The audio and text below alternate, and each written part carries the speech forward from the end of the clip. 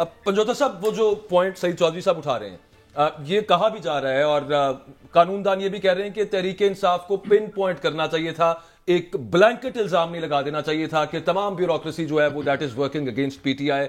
आपके पास कोई लिस्ट है और आगे आपको किसी किस्म की रेमेडी की कहीं से कोई उम्मीद या लीगल प्लान क्या है वो भी जरा बता दीजिए।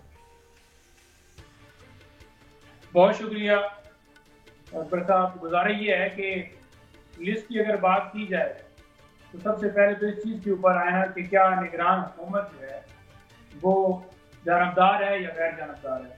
तो आपको बड़ा वाज़ेह नज़र आ रहा है कि वो सिर्फ और सिर्फ जो राय और कारपेट जो हैं वो नवाज शरीफ साहब के लिए, PMLN के लिए और मखसूस जो जिनके लिए डायरेक्शन आती हैं उनके लिए बिछाई जाती हैं।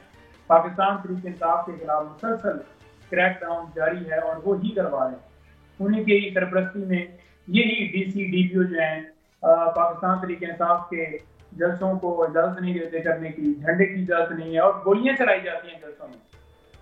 तो जब ऐसी सूरत हाल होगी और इलेक्शन कमीशन भी अपनी जो है वो मनमानी करेगा तो आप क्या समझते हैं कि ये जो DC जिन्होंने पंजाब के अंदर 2500 MPO के तहत लोगों को जो है नजरबंद किया और KP में 700 लोगों को जो है नजरबंद किया, तो बात यह है कि वो अगर उनकी मौजूदगी में या वो आरोप होंगे तो कैसे आप कहेंगे कि फ्री एंड फेयर इलेक्शन जो है हो सकते हैं।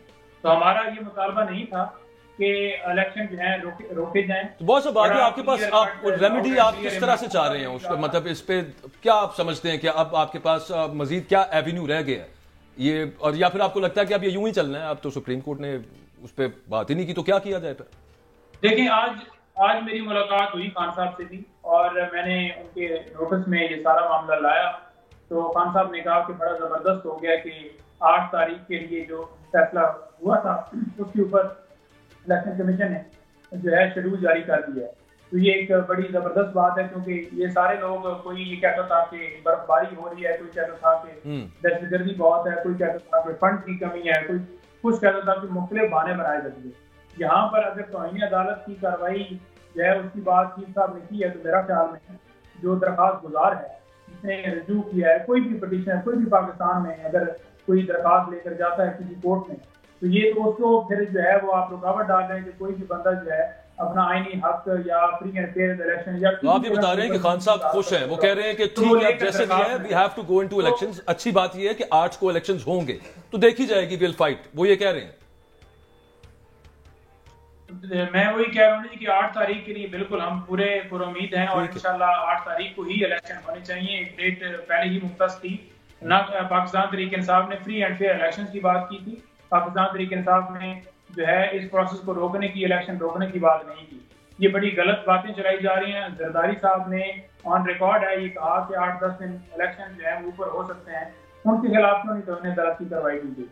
और मौलाना साहब ने बर्फबारी का जो हालत दिया उनके खिलाफ क्यों नहीं कार्रवाई की, सिर्फ पाकिस्तान तहरीक इंसाफ के खिलाफ कार्रवाई करनी है। तो ये बात बड़ी गलत है और हम जो सुप्रीम कोर्ट ने ये इलेक्शन कमीशन को डायरेक्शन दी और शेड्यूल अनाउंस हुआ तो हम इसको बड़ा खुशाइन देखते हैं और इस खुशाइन के साथ साथ हम ये मुतालबा करते हैं कि हमें फील्ड में उतरने की जगह दी जाए। इस वक्त भी हमारे लोगों को उठाया जा रहा है, इस वक्त भी हमारे लोग नजरबंद किए जा रहे हैं। और जो साहब मुझे तो ऐसे लग रहा है जैसे फ्री एंड फेयर इलेक्शंस पे किसी किस्म के तहफुजात या रिजर्वेशंस कल को आप चले जाएं क्योंकि आप कानूनी टीम का हिस्सा है PTI की, कोई और चला जाए तो मुझे लगता है आप लोगों को बाकी भी जो रह गए ना उनको तो तौहीन अदालत में उन्होंने बुला लेना कि ये किस किस्म की आप बातें कर रहे हैं। यहाँ पे आके 8 फरवरी को इलेक्शन होने हैं, बस तारीख पे कायम रहें, इस बारे में बात ना करें कि ये फ्री और फेयर हो रहे हैं या क्रेडिबल हो रहे हैं कि नहीं हो रहे। बिल्कुल जी। इसके अलावा भी अगर कोई बंदा जो है किसी के हकूक सलब होंगे या कोई बंदा गरीब होगा किसी भी चीज से तो कोई जाएगा तो अब तो यूं ही खतरा हो गया कि आगे तौहीन अदालत की कार्रवाई के लिए वो तैयार बैठा है। पहली बात तो ये है कि 183(4) की बात हो रही थी, मैं सुन रहा था सुप्रीम कोर्ट के सामने मामला ये जो इलेक्शन वाला गया, जिस तरह से अदालत जो है वो खोली गई, इलेक्शन कमीशन को बुलाया गया, मैं देख रहा था कि लाहौर में जिस तरह हमने ये पटिशन दायर की थी, अगर वहां पर भी इसी तरह से तेजी दिखाई जाती, इसी तरह से फुर्ती दिखाई जाती और फौरन ये कहा जाता कि वाकई ये तो 40 साल के बाद जो है आप जुडिशरी से ले रहे हैं और जिस वक्त 77 में ये लिए गए थे एग्जेक्टिव से, तो उस वक्त इसी तरह से धांधली हुई थी और किसी ने उसको फ्री एंड फेयर इलेक्शन नहीं कहा था। तो आज ये बात, इनके कंसर्न जो हैं वो ठीक हैं। आप ये देखें ना कि एक पीटीआई के ऊपर इल्जाम है। कल मैं बैठा हुआ था और चौधरी मंजूर साहब से मेरे साथ पीपल्स पार्टी से, तो वो भी कह रहे थे इसी बात के ऊपर। वो कह रहे थे कि यहाँ पर डीसी जो ग्रांटें लगा रहे हैं हल्कों में, यहाँ पर डीसी जो है वो काम करवा रहे हैं पीएमएलएन के, वहाँ पर कारपेट बिछा रहे हैं, सोलर लगा रहे हैं, नाली लगा रहे हैं, और उनको बाकायदा तौर पर प्रोटोकॉल हासिल है वहाँ के उम्मीदवारों को। तो वो कैसे फ्री एंड फेयर इलेक्शन करवा सकते हैं? आप ये देखें ना कि अगर निगरान हुकूमत बिल्कुल न्यूट्रल होती, अगर इलेक्शन कमीशन न्यूट्रल होता, तो फिर हम भी कभी भी इतराज ना करते। तो बात यह है कि जिस वक्त वो है ही हमारे खिलाफ, हम उसमें क्या करते। अब आज जब बात हुई खान साहब से, तो उन्होंने कहा कि देखें, इनको धरने वाला केस इन्होंने उठा लिया, इन्होंने भुट्टो साहब वाला एक अच्छा है जी, बिल्कुल फैसला आना चाहिए। लेकिन जो लोग बाहर बैठे हुए हैं, जो मर रहे हैं अभी, या जिनको मजीद आप मारना चाहते हैं, क्या वो भी 25 साल 30 साल के बाद उनके लिए भी फिर अदालत खुलेगी? आपको फंडामेंटल राइट्स की जो वायलेशन है पाकिस्तान के अंदर नजर नहीं आ रही चीफ साहब को? हम लेकर पटिशन भी गए हैं, लेकिन उस पटिशन के ऊपर एतराज लगा दिया कि ये वफाद-ए-आमा का मामला नहीं है। खान साहब की तरफ से लेटर लिखा गया सुप्रीम कोर्ट को, वो कहा कि एक जमात की तरफ से एक लेटर आया जहां पर साहब में मुख्तलिफ पेजेस लगे हुए थे। वो पेजेस क्या थे? आपको इतनी ताकत नहीं है कि आप खोल कर देखें वो पेजेस हैं क्या। तो उसके अंदर जिस तरह से गैर कानूनी काम पूरे मुल्क में हुए हैं, अगवाकारियां हुई हैं, प्रेस कॉन्फ्रेंस हुई हैं, और जितनी एफआईआर हुई हैं मुख्तलिफ लोगों के ऊपर, जैसे एमक्यू के ऑर्डर जारी किए गए, वो तमाम सबूत लगाए गए थे साथ, वो क्यों नहीं उनको फिर पढ़ा गया? आप जब चाहेंगे किसी और का मामला, वो उन्होंने कल भी बात की है ना कि हम एक और केस में उन्होंने बात की है कि हम यहाँ पे आने से पहले मीडिया में लीक हो जाती हैं चीजें, वो इस तरह की भी एक और दरखास्त में उठाकर सही उनको रिलीफ देने की कोशिश करेंगे तो लोग नहीं जानते। पंजोता साहब, कल वो गैर रस्मी सी गुफ्तगू की चीफ इलेक्शन कमिश्नर साहब ने सहाफियों से, उन्होंने कहा कि मैं तो बड़ा फैन हूं चेयरमैन तहरीक इंसाफ का, उनकी तस्वीर मेरे घर में लगी हुई है और तमाम पार्टियों को लेवल प्लेइंग फील्ड मिलेगी, तमाम को जलसे करने की, कन्वेंशन करने की इजाजत मिलेगी। इस वक्त क्या स्टेटस चल रहा है सर?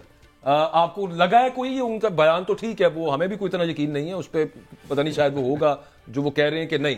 देखिए, इस बयान के हवाले से मैंने आज खान साहब को बताया, मैंने कहा जी चीफ साहब ये बयान दे रहे हैं और ये भी कह रहे हैं कि तस्वीर लगाई है मैंने घर में, और ये भी कह रहे हैं कि मैं एज ए खिलाड़ी मेरे वो फेवरेट है। तो खान साहब का जो रिएक्शन था वो आपको पता ही है कि क्या रिएक्शन हो सकता है। वो क्या था सर? वो उन्होंने मुस्कुराई थी और उन्होंने कहा कि ये जिस तरह से ये बात कर रहा है ना कि लेवल प्लेइंग फील्ड तमाम जमातों को हासिल है, तो उसी तरह का इसका ये बयान भी है। और कितनी गलत बयानी देखे ना आप ये समझते हैं कि ये लेवल प्लेइंग फील्ड है। आपने गैर कानूनी नोटिफिकेशन निकाला, इमरान खान साहब को नायल किया, आपने इंटर पार्टी इलेक्शन के हवाले से जो कि हमारे 2022 में बिल्कुल ठीक हुए थे, हमारे आइन के मुताबिक हुए थे। पाकिस्तान की हिस्ट्री में किसी के इंटर पार्टी इलेक्शन जो है वो इस तरह से नहीं कहा गया कि ठीक नहीं है। कई दफा हमारे इलेक्शन को चैलेंज किया गया और वो इलेक्शन कमीशन ने कहा, हम दोबारा हम गए और उसके ऊपर भी देख लें कि वो कहते हैं कि डॉक्यूमेंट जो है वो उनमें कमी पेशी क्या है। मैं गौर साहब के साथ बैठा हुआ था, मैंने कहा जी बताएं कि क्या जो है इतराज है। उन्होंने कहा जी कि इतराज ये है कि डेट जो है सफे के ऊपर फॉर एग्जाम्पल यहाँ पर लिखी है तो ये थोड़ी सी यहाँ पर होनी चाहिए थी। तो इस तरह के इतराज उन्होंने लगाए हैं। तो क्या आप समझते हैं कि वो बिल्कुल न्यूट्रल है? बिल्कुल न्यूट्रल नहीं है।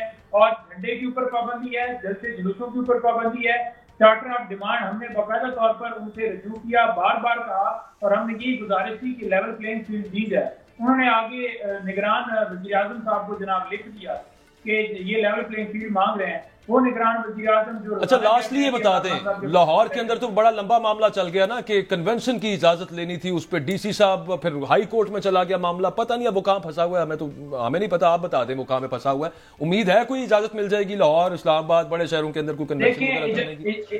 देखिए इजाजत इन्होंने पहले भी मुख्तलिफ बहानों से पहले इनकार करते हैं, जब कोर्ट में रजू किया जाता है कोर्ट कहती है इजाजत दें, फिर दरखास्त दी जाती है, फिर कहा जाता है कि ठीक है इजाजत है, और जो लोग इकट्ठे होते हैं वहां पर बख्तर बंद गाड़ियां पहुंचा दी जाती हैं। इसकी मिसाल आपके सामने जालदीन पार्ट हैं जिनको इन्होंने उठा के वकील हैं वो एक एफआईआर के अंदर नामजद कर दिया 9 मई वाली, यानी कि वो उनका कोई उस एफआईआर के साथ वो उधर कहीं गए ही नहीं होंगे कोर कमांडर हाउस के करीब, सिर्फ उन्होंने दरखास्त दी है कि हमें पीटीआई का जलसा करने की इजाजत दी जाए। तो अगर दरखास्त के ऊपर उठा लेते हैं तो इस तरह अगर डीसी होंगे तो डीसी फिर कैसे फ्री एंड फेयर इलेक्शन? बिल्कुल ठीक।